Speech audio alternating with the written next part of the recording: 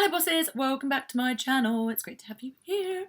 This is a very short video because I have spoken to quite a few of my friends recently. Some of them are big time beauty influencers, others are editors of magazines or they work on newspapers, and I asked them all the same question.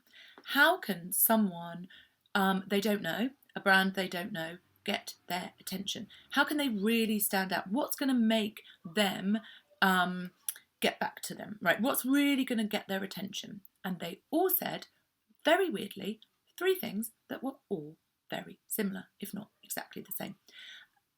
Do you want me to tell you? Yeah, that's why you're here, right? Okay, number one. This is a really small thing, but it's super important. Get their name right and read their stuff. Or watch their stuff. If their name is Toby, which my friend, who is the editor of Men's Health, is called, do not call him Tony. He gets called Tony at least 3 times a week by a PR. Call him by his proper name. If their name is Sally and it's spelt with an I, like my good great friend Sally Hughes, do not spell it S-A-L-L-Y. It is insulting and your email will go directly into the bin. So that's a small thing, but make sure that you get it absolutely right. You know what their title is and you have at least read the last 3 things that they have done, so you know what sort of features they have recently published. Now that's important because so many influencers say to me, oh my God, so many people have offered to give me stocking fillers. I did that last week. I'm not doing it again now until next year. It just goes to show they don't read my content, so I have no idea why they want to be on my channel. Whereas a magazine will say, actually Sally said this to me, that she'd just published a feature in the Guardian weekend about Glastonbury, and for 2 weeks solidly after that feature came out, she got approached by brands and PRs asking her if she wanted to write about their product for Glastonbury because it was perfect for festivals. She nearly teared her hair out.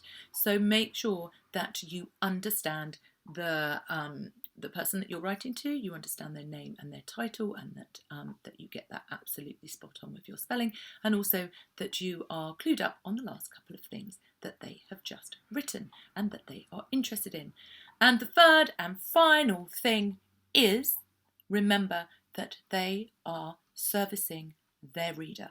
So what value are you as a brand bringing to their reader? How are you making their reader's life better? How are you enhancing their reader's life? Why should their reader care about your brand?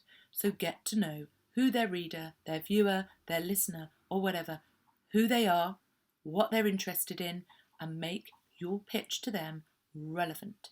How is your brand relevant to that reader? How does it serve that reader? And then you will set yourself up with the biggest chance of succeeding in getting their attention and getting your brand featured on their channel, on their platform, in their magazine, on their podcast, wherever it is that you want to be. 3 short things, 3 very important things, 3 things that will make sure that you stand out and that will set you up for success and for long-time building of relationships.